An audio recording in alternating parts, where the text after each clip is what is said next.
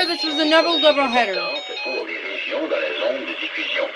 Restez à l'écoute pour plus d'informations. I'm gonna have to look over this footage. Yep, maybe possible triple header again.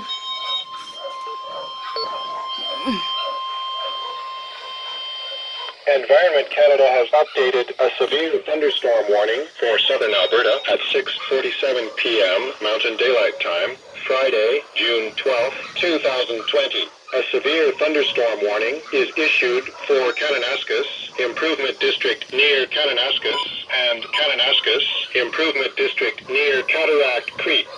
A severe thunderstorm warning is continued for Foothills County near Critis and Brown Lowry Provincial Park and Foothills County near Turner Valley and Black Diamond.